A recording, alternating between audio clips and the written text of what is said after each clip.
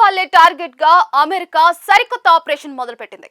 ఈ విషయం యావత్ తెలుగు మాట్లాడే ప్రజలందరికీ కూడా భారీ షాక్ అని చెప్పుకోవచ్చు.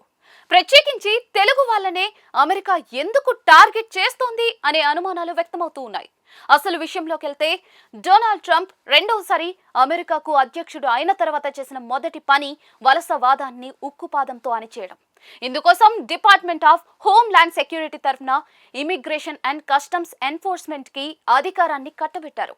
అందులో భాగంగానే ఇప్పటి వరకు అమెరికా భద్రత పేరిట గృహ హింస, లైంగిక దాడులు, మానవ అక్రమ రవాణా, మాదక ద్రవ్యాల కేసులు వంటి తీవ్ర నేరాలకు పాల్పడిన వారిని ఐసీఈ లోకల్ పోలీసులతో గుర్తించి అరెస్టులు చేయించి మరీ చర్యలు తీసుకునేది.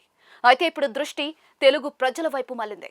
అందులో భాగంగానే తెలుగు రాష్ట్రాలకు చెందిన విద్యార్థులు, ఉద్యోగులను లక్ష్యంగా చేసుకుని వారిపై అధికారులు దాడులు, సోదాలు నిర్వహిస్తూ ఉన్నారు. ముఖ్యంగా అమెరికాలో అక్రమంగా నివసిస్తూ నకిలీ పత్రాలతో ఉంటున్న తెలుగు రాష్ట్రాలకు చెందిన విద్యార్థులు, ఉద్యోగులే లక్ష్యంగా నకిలీ గ్రీన్ కార్డులు ఉపయోగిస్తున్న వారిపై, అలాగే నకిలీ పత్రాలను ఉపయోగించి విశ్వవిద్యాలయాల్లో చదువుకుంటున్న విద్యార్థులపై ఐసీఈ దాడులు తీవ్రంగా జరుగుతూ ఉన్నాయి. ముఖ్యంగా పని ప్రదేశాలు, రెస్టారెంట్లు, షాపింగ్ మాల్స్ తో పాటు ఇళ్లపై కూడా ఐసీఈ దాడులు జరుగుతున్నట్లుగా సమాచారం. ఎవరైతే నకిలీ పత్రాలతో ఉద్యోగం చేస్తున్నారో లేదా కాలేజీల్లో చేరి విద్యాభ్యాసం కొనసాగిస్తున్నారో అలాంటి తెలుగు ప్రజలు, విద్యార్థులను మాత్రమే టార్గెట్ గా చేసుకుని అమెరికాలో అరెస్టులు జరుగుతూ ఉండటం సంచలనంగా మారింది. అయితే ఈ విషయంలో చాలా జాగ్రత్తగా ఉండాలని నిపుణులు కూడా సూచిస్తూ ఉన్నారు.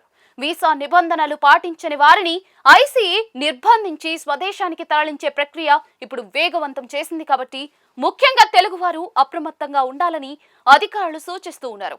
ఇదిలా ఉండగా తాజాగా మిన్నెసోటాలోని సెయింట్ లూయిస్ పార్క్ లో ఒక భారతీయ రెస్టారెంట్ లో పనిచేస్తున్న 2 విద్యార్థులను అధికారులు అరెస్ట్ చేశారు.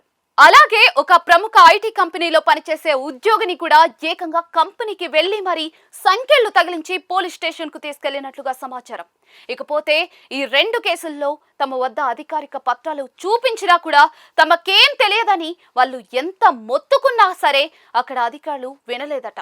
ఎవరు ఊహించని పరిస్థితుల్లో చాలా అధ్వానంగా ఉండే డిటెన్షన్ సెంటర్లలో గంటల తరబడి కూర్చోబెట్టి ఆఖరికి పంపించినట్లుగా సమాచారం. నిజానికి అమెరికాకు ఉన్నత విద్య కోసం భారత్తో పాటు ఇతర దేశాలకు చెందిన లక్షల మంది విద్యార్థులు వెళుతూ ఉంటారు. ముఖ్యంగా స్టూడెంట్ వీసాపై ఉన్నవారు ఖర్చుల కోసం పార్ట్ టైం ఉద్యోగాలు చేస్తూ ఉంటారు. కానీ అమెరికా వీసా నిబంధన ప్రకారం క్యాంపస్ వెలుపల నిర్దిష్ట గంటలకు మించి పనిచేయడం చట్టరీత్యా నేరం. అక్రమంగా పార్ట్ టైం ఉద్యోగాలు చేస్తే అరెస్టులు తప్పవని గత కొంతకాలంగా ఐసీఈ హెచ్చరిస్తున్న విషయం తెలిసిందే. అయితే ఇప్పుడు ట్రంప్ పదవిలోకి వచ్చాక తనిఖీలు మరింత ఉధృతం చేసింది ఐసీఈ. అయితే ఇప్పుడు ప్రత్యేకించి భారతీయులను, అందులోనూ తెలుగు వారిని టార్గెట్ గా చేసుకుని తనిఖీలు చేయడం సంచలనంగా మారింది.